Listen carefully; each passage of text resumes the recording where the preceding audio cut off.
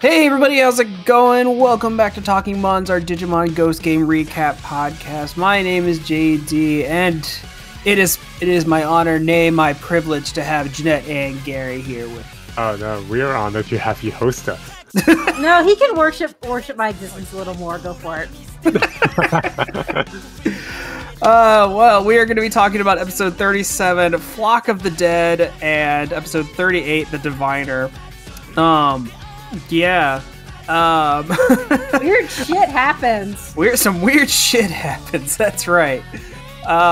We'll start with 37, Flock of the Dead, where we just get straight up zombies. You know, we've done all the other kind of monsters. I think it was about time we got just straight up zombies. Toxic zombies at that. And more people straight up died. Yeah, there's just legit just dead people walking around. Well, they were already dead. Yeah. But then we literally see people die. Yeah. So the gang heads up into the mountains, you know, just to do that, just to get away from it. But it turns out greedy, scummy corporations have been dumping their garbage into a pit up there somewhere. It's a graveyard, not just any pit. Yeah, they just keep dumping it off a hill into a graveyard. And that causes some monster to kind of take up habit there and use its power to reanimate the dead. And so you just get fucking zombies walking around. Typical Scooby-Doo fare. Yeah. But these are like legit zombies. Like fucking goo is like wrapping itself around human skeletons and making them walk around and stuff. And they bite animal to infect them to feed the grave mine. It's really kind of horrifying how this thing, like, you see it take in like live things and just spit some bones back out. And it's like, no, this thing is dead. So what did you guys think about this one? I liked this episode. I liked it. Yeah. The garbage dumper got their comeuppance, which I didn't expect. They just fell into the hole and they die. Yep. Happy ending. Yeah. That teaches you not to pollute. Remember, we gotta save the environment. We talked about this. We gotta. Captain Planet would be proud. Yes. Fun fact: this is actually a common thing in Japan.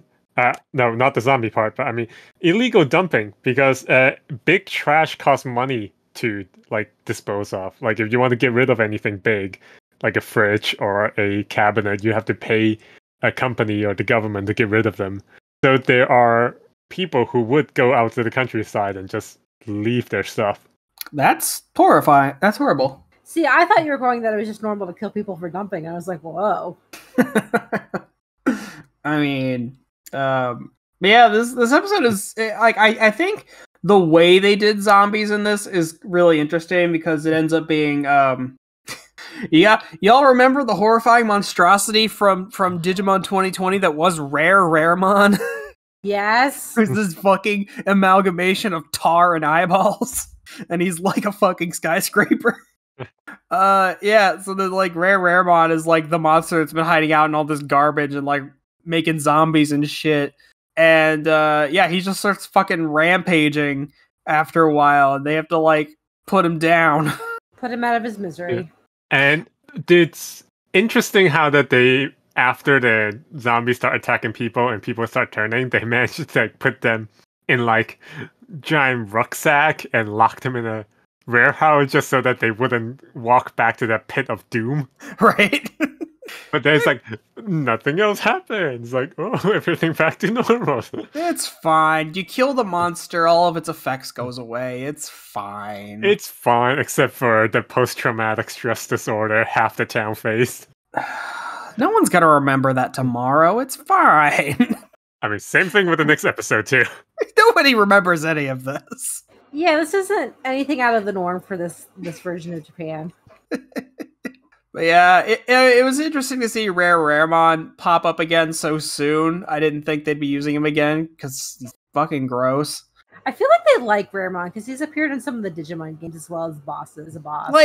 Like Raremon has been around, like just base ass Raremon has been around forever, but for whatever reason, the last couple of years they decided, we're gonna give him an evolution finally, and it's even more gross.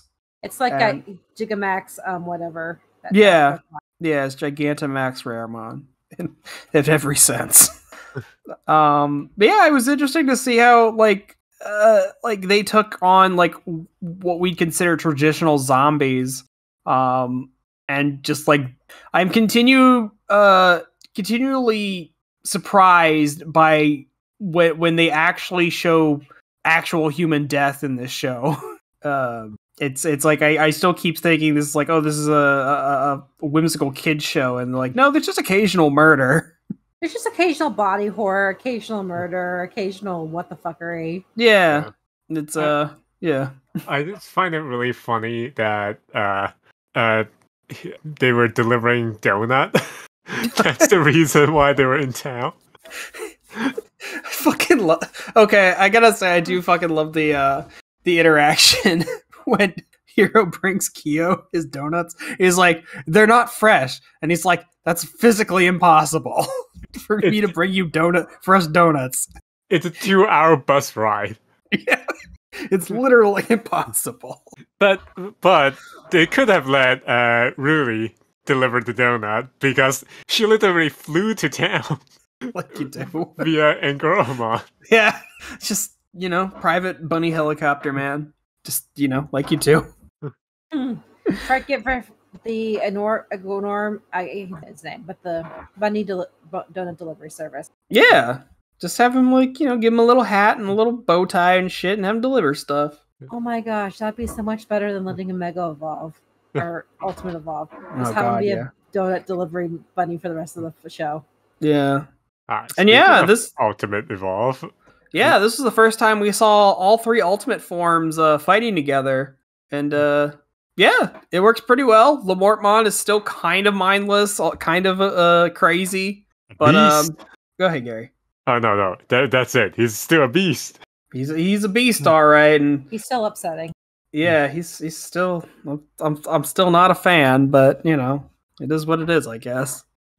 Which, okay, so I like follow a couple Digimon Twitters on Twitter, I guess, and I guess like a Japanese poll was taken of like, okay, of the 3 Ultimates, who are your favorites? I don't know how Lamortmon got second out of the 3 and how Thetismon is last, but like I don't agree with that at all. No, I don't at all. Like, just swap, like, obviously Kano Weissmon is number 1 because he's a giant dragon man.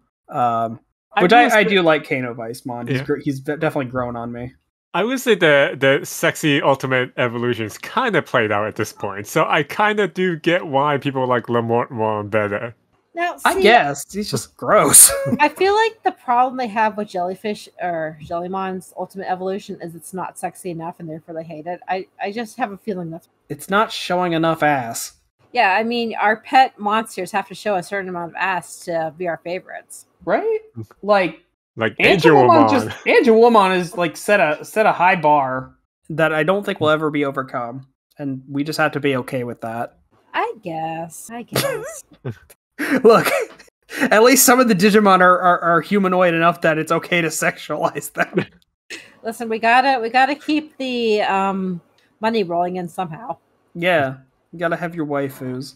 But yeah, good old zombie episode, and kind of a sad ending that Raremon is just like kind of past the point of saving and he has to die, but like you do. But overall, I really like it. Yeah, it was a really solid episode. I liked it.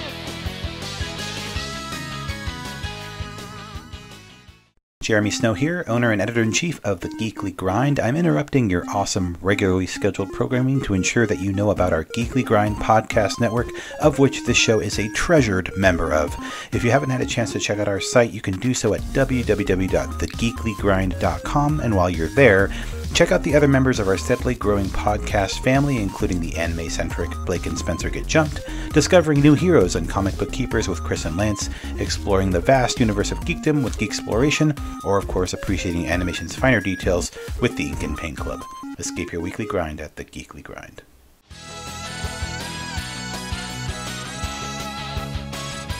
Okay, we'll go ahead and move on to episode 38, The Diviner, the episode in which Hiro gets possessed for like 90% of the episode.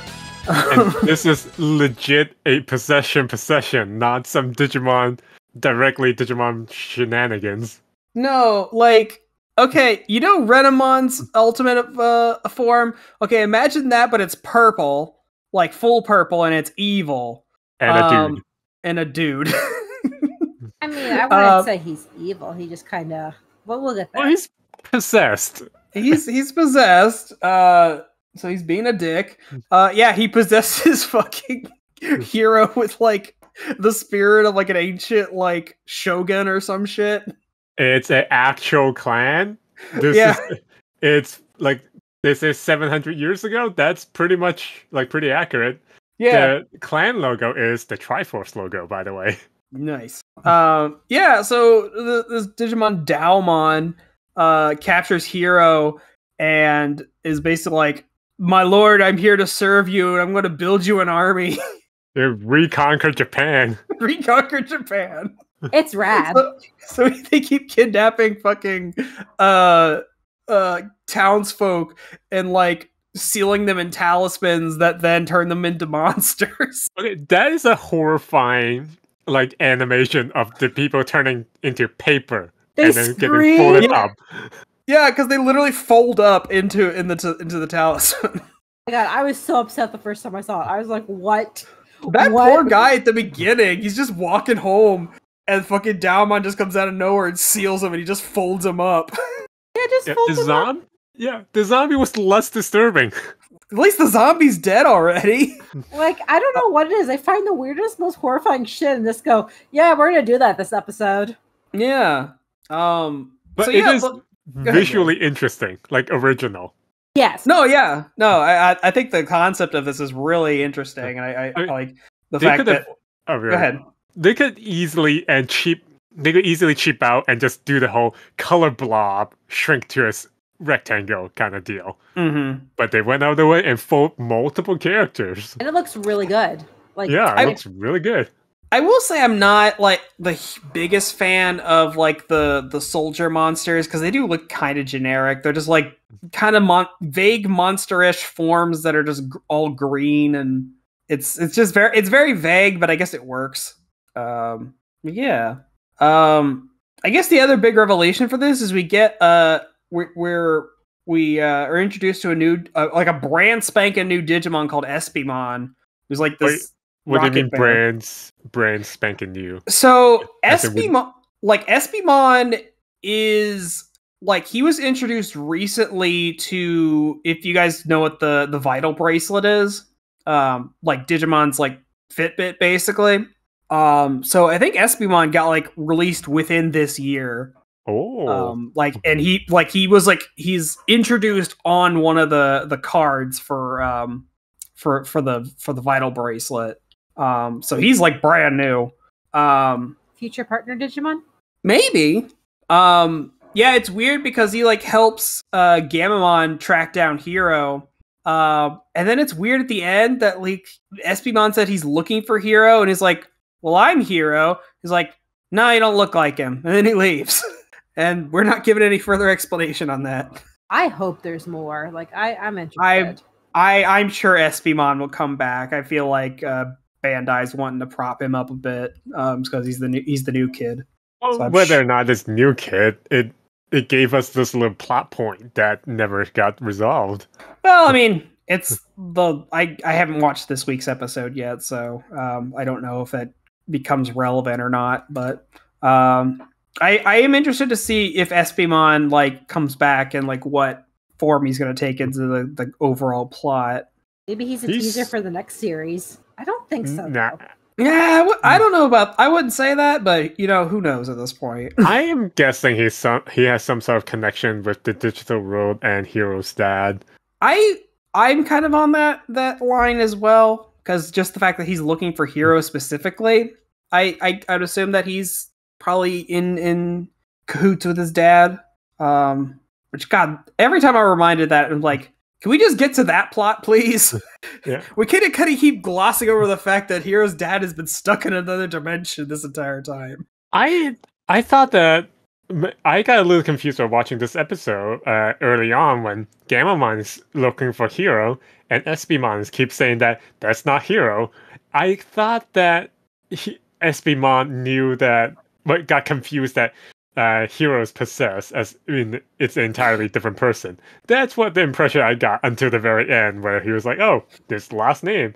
We're looking for him, talking to him directly." But nope, that's not Hiro, even though he's talking to Hiro. Is Hiro not real? Is Hiro actually a Digimon himself, and like he's like taking the form of the real Hiro who's like in a coma somewhere? Yeah. That sounds like Evangelion in my. Maybe. But yeah, so this Gammamon episode, getting the robot. Unlike the episode about the werewolf, this is literally like kind of saying that the spirits of the Hojo clan possessed like a Digimon. And then possessed a human. So there are actual spirits. Yeah, they didn't like pull some bullshit like they did with the werewolf and it's like, no, he just like ate the data of the legend. Like, no, like actual ghosts like possess Daomon and Hiro to do some stuff. Like we have a confirmation there is an actual afterlife here. And that, can we talk about Hiro's smile real quick? I just, that's bad touch Oh god, smile. can we not? Bad touch smile. I hate his stupid toad face. Oh, that possessed smile. It hurts me. It reminds me of that meme from Yu-Gi-Oh! Of that blonde character from the earlier season with that really wicked grin smile thing. The Joey face? Oh, yes, that's the character. The Joey face. Yeah, Joey gets like a really like, exaggerated facial feature sometimes, and it's great. Makes for some excellent memes. But yeah, so like I really dig the concept they're doing here, and like the fact that like we got actual ghost possession, not just like Digimon possession or like data corruption or whatever. No, like actual like supernatural shit's going on. And yeah, like I'm curious about what SBMon's deal is, and I'm sure that's going to come back into play at some point. So I want more of my Animal Crossing squirrel friend. Animal Crossing Digimon squirrel friend. He's like half a squirrel thing and half a rocket. Like his bottom half is just a jetpack. It's very. I've seen his evolution, and he's just bigger, and he has like a fucking pool floaty on him. Oh my gosh, are you serious? Yeah, I think he only has like one evolution right now, and he's like float SBMon or something, and he has like a big pool rig on. Oh my he's gosh, so goofy looking. But yeah, good pair of episodes this week. I think like obviously nothing that's like pushing the plot too forward, but I think like in terms of just like some weird, creepy concepts going on, I think we got a pair of really solid ones. Which is kind of rare. It's usually one good one and one bad one. Yeah, you know, the series I feel like so far has been really hit or miss. Obviously, I complain about I wish more like plot would happen other than just like Monster of the Week stuff. But like sometimes that Monster of the Week stuff can be like really good stuff. So I like this. I like this week's two pair of episodes. Yeah, there's one little plot. I don't know if it's a plot point or if they left it just slightly open-ended.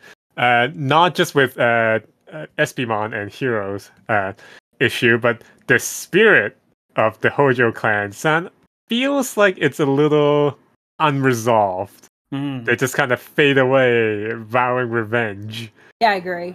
Yeah.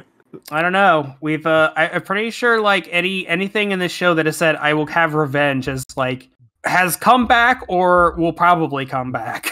Like I'm still waiting for my Otismon to show back up. He vowed revenge. He'll be back, I'm sure. Clockmon vowed revenge, and now he's friends with everybody. They resolved that real fast. Now I don't think Hojo's clan's going to become friends with anyone. Just saying. Well, I mean, they're dead ancient spirits, so I guess I don't know. Just want to take over the world. I mean, that's what you did back in feudal Japan. You conquered shit. And then you get reincarnated in the future to party. As a fox man and a tiny child. Yes! With a creepy smile. Oh god. I need to get that out of my head. It was gone from me for a week and now it's back and I hate it. You're welcome. Oh god. Alright, well guys, I think that'll do it for this week. Thank you everybody for listening. I hope you enjoyed this episode, and do let us know on our socials and comment section what you thought about these 2 episodes, what you think SBMon's deal was, and yeah, all that good stuff. Put your trash in the proper receptacles, everybody. I think that's the lesson we learned this week. Or zombie will get you. Put in the proper receptacles or you die. Yeah. Yeah. The trash man's gonna come get you and turn you into a trash zombie. So that's what's gonna happen. All right. Well, everybody, thank you for listening. Stay safe out there, and we'll catch you again next time. Bye-bye. Bye.